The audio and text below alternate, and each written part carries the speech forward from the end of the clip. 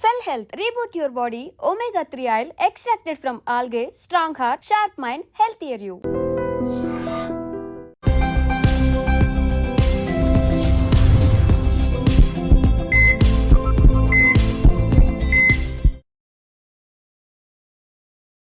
నమస్తే, welcome back to IT media. మన ఆయుర్వేదం ప్రోగ్రామ్కి అందరికీ స్వాగతం. నేను మీ ఝాన్సీ. సో ఈరోజు టాపిక్ వచ్చేసి బ్రౌన్ రైస్ అనమాట.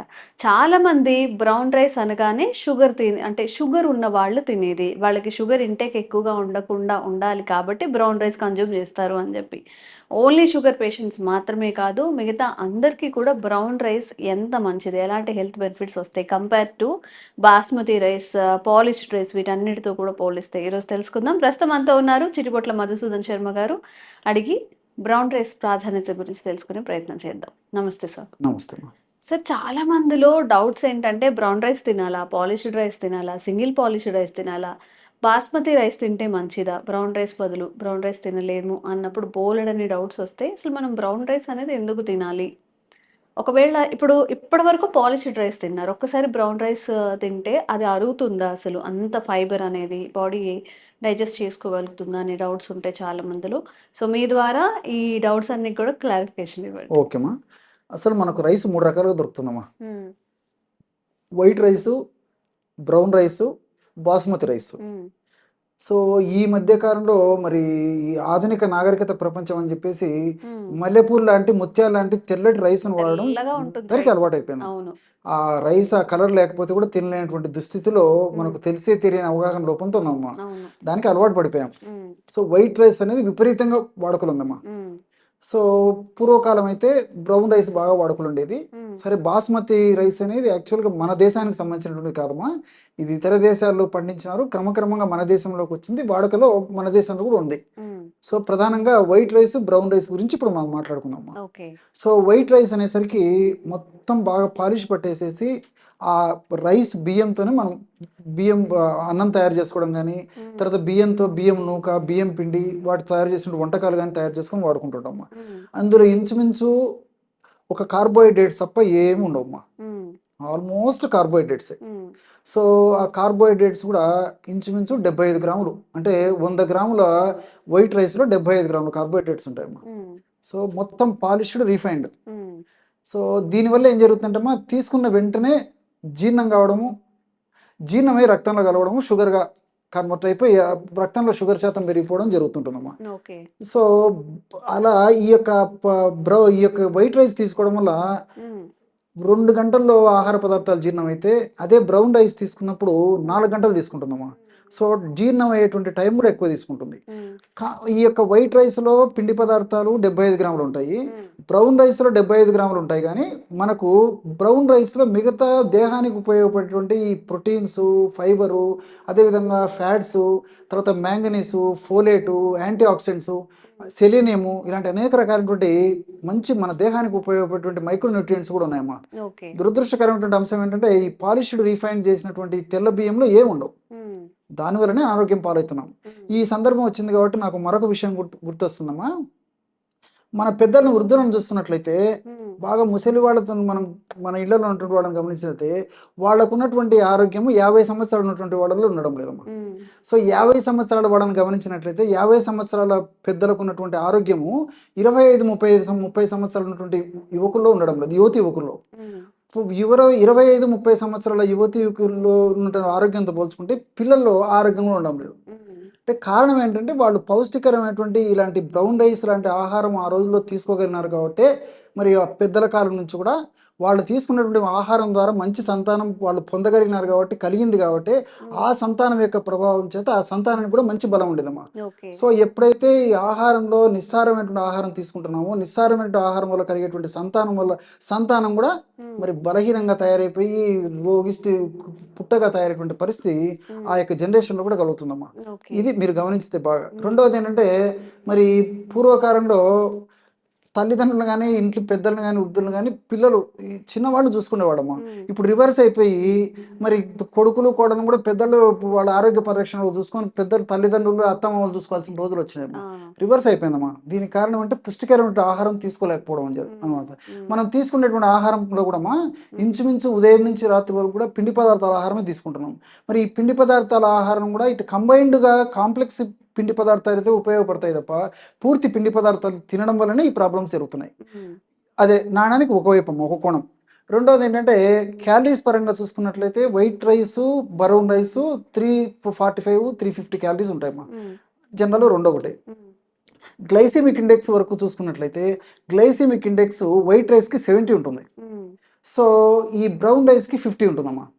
సో, గ్లైసెమిక్ ఇండెక్స్ ఏంటంటే తీసుకునేటువంటి పదార్థము వెంటనే బ్లడ్‌లో కలవడం. సో, ఈ వైట్ రైస్ త్వరగా బ్లడ్‌లో కలిసిపోతుంది జీర్ణమైపోయి. కానీ బ్రౌన్ రైసు నేను చెప్పాను కదమ్మా, ఈ ఫైబర్ ఇలాంటివి ఉండడం చేత నిదానంగా కలుస్తుంటుందనమాట. అట్లే సరే బ్రౌన్ రైస్ గురించి ఇప్పుడు మీరు అడిగారు కాబట్టమ్మా, బ్రౌన్ రైస్ గురించి కాస్త డీటెయిల్‌గా చెప్తాను చూడండమ్మా.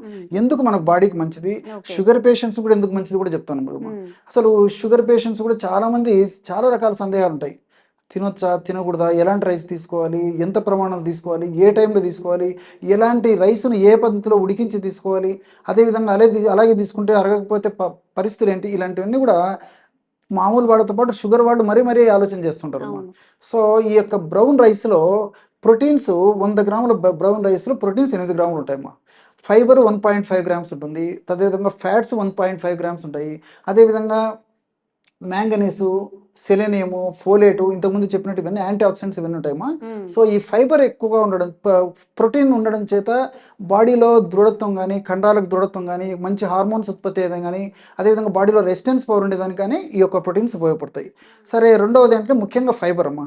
ఈ ఫైబర్ ఉన్నటువంటి యొక్క బ్రౌన్ రైస్ని మనం ఆహార రూపంలో తీసుకోవడం వల్ల, అంటే రైస్ రూపంలో కానీ, లేకపోతే పిండిలు ఏమైనా తయారు చేసుకొని మనం ఇంకొక పద్ధతిలో తీసుకోవడం వల్ల కానీ, ఈ యొక్క బ్రౌన్ రైస్‌ను తీసుకోవడం వల్ల ఏం జరుగుతుందంటే అందులో ఉన్నటువంటి ఫైబర్ వల్ల తీసుకున్నటువంటి ఆహారం త్వరగా జీర్ణం కాకుండా, త్వరగా ఆ యొక్క ప్రభావము చక్కెరగా మారకుండా, రక్తంలో కలవకుండా ఉంటుందమ్మా.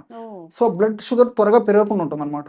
రెండవది ఏంటంటే మరి ఈ వెయిట్ ఉన్నటువంటి వాళ్ళలో ఆహారం తీసుకుంటుంటారు, అరిగిపోతుంటుంది, మళ్ళీ ఆకలి అవుతుంటుంది, మళ్ళీ ఆహారం తీసుకుంటుంటారు, అదంతా ఫ్యాట్ కింద మారిపోతుంటుంది. సో, ఈ బ్రౌన్ రైస్ తీసుకోవడం వల్ల ఏమవుతుందంటే జీర్ణం కావడం నిదానం అవుతుంది కాబట్టి వాళ్ళకు త్వరగా ఆకలి కాదు. త్వరగా ఆకలి కాకపోతే ఆహారం మీద ధ్యాస ఉండదు. ఆహారం మీద ధ్యాస ఉండకపోతే ఆహారం ఎక్కువ తీసుకోరు. చేంజ్ చూడండమ్మా ఎంత ఇదిగా వస్తుందో. అదొకటి. రెండవది ఏంటంటే ఈ యొక్క బ్రౌన్ రైస్ మరొక ప్రత్యేకత ఏంటంటే ముఖ్యంగా షుగర్ వ్యాధిగ్రస్తులమా వీళ్ళకు ఈ కొలెస్ట్రాల్ విపరీతంగా పెరిగిపోతుంటుందమ్మా. హైపర్ లిపిడీమియా అంటారనమాట.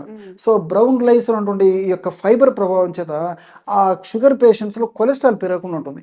ముఖ్యంగా చెడు కొలెస్ట్రాల్ అమ్మా. అంటే మంచి కొలెస్ట్రాల్ హెచ్డిఎల్ బాగా పెరుగుతుంటుంది. చెడు కొలెస్ట్రాల్ విఎల్డిఎల్, అదేవిధంగా ట్రైగ్లిజరైడ్స్, ఎల్డిఎల్ అనేటువంటి చెడు కొలెస్ట్రాల్ పెరగకుండా ఉంటాయి అనమాట. ఇది బెనిఫిట్.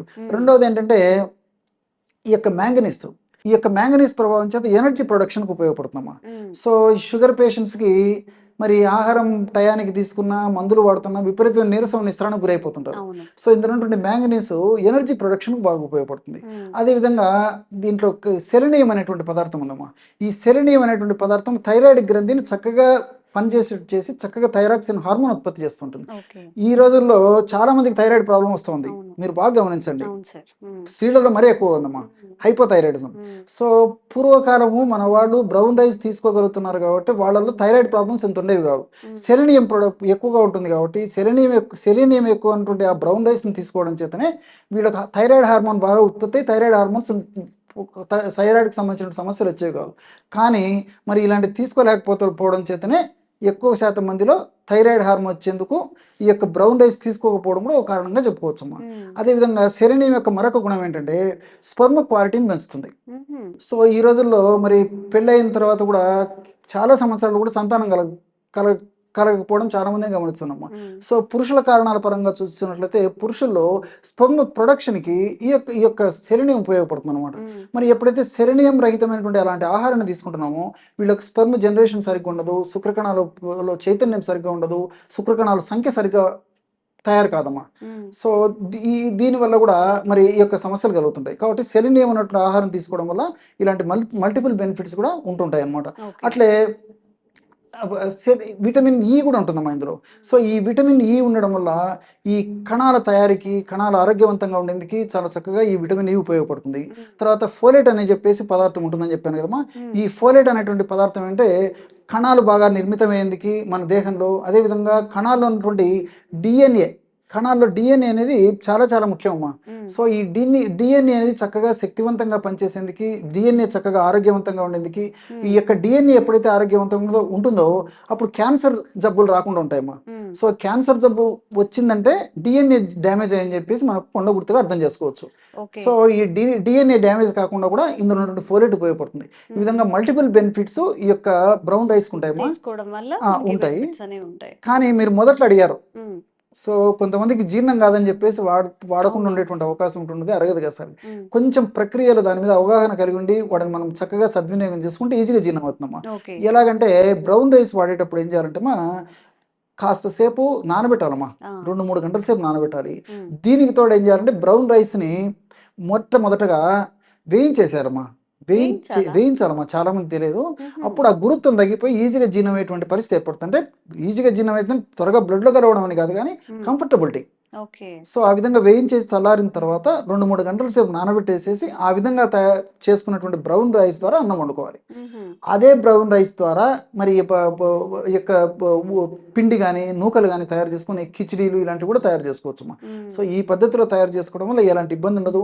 దీంతో పాటు ఇలాంటి బ్రౌన్ రైస్ వాడేటప్పుడు కూడా ఆకుకూరలు, కూరగాయలు ఎక్కువ వాడాలమ్మా.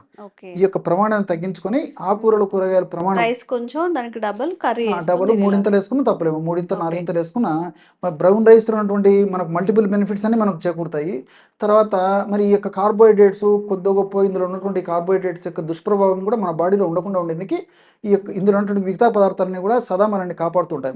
ఓకే, సో ఇన్ని బెనిఫిట్స్ ఉన్నాయండి బ్రౌన్ రైస్ తినడం వల్ల. ఎవరైనా కానీ బ్రౌన్ రైస్ని స్కిప్ చేస్తున్నా కానీ ఈ వీడియో ద్వారా మీకు ఒక అవగాహన అయితే వచ్చి ఉండొచ్చు, ఎందుకు మనం బ్రౌన్ రైస్ని తినాలి అండ్ ఎలా తినాలి. డైజెస్ట్ అవ్వని వాళ్ళకు కూడా టిప్స్ ద్వారా, అంటే ఈజీ టిప్స్ ద్వారా దాన్ని కొంచెం డ్రై రోస్ట్ చేసేసుకొని చల్లారాక కొంచెం నానబెట్టేసుకొని వండే ముందు వండుకుంటే చక్కగా ఉంటుందట.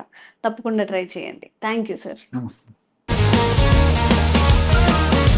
Sir, one life lesson what medicine has taught you. Whatever you can do without expecting. But I really believe మన పాజిటివ్ యాటిట్యూడ్ ఉంటేనే మనం ఏదైనా సాధించగలం. గట్ ని మనం కరెక్ట్ గా డీల్ చేసినట్లయితే అది మనకి పాజిటివ్ హార్మోన్స్ ని రిలీజ్ చేస్తుంది. షుగర్ వచ్చిన వాళ్ళ పరిస్థితి ఏంటి? పొట్ట దగ్గర పెరిగితే దాన్ని ఆండ్రాయిడ్ అంటారు, ఆండ్రాయిడ్ ఫోన్ కదా. అసలు థాట్స్ ఎందుకు వస్తాయి? బ్రెయిన్ డెడ్ అంటే దానికి ప్రపంచం అంతా కూడా కొన్ని నిర్దిష్టమైనటువంటి లక్షణాలు. మానసికంగా ధైర్యంగా ఉంటే క్యాన్సర్ జయించవచ్చు. You are a doctor for a cause sir, అంతే. వాళ్ళకి వచ్చిన ఆదాయం కాకుండా ఫ్రీ సర్వీస్ ఎంతమందికో చేస్తుంది.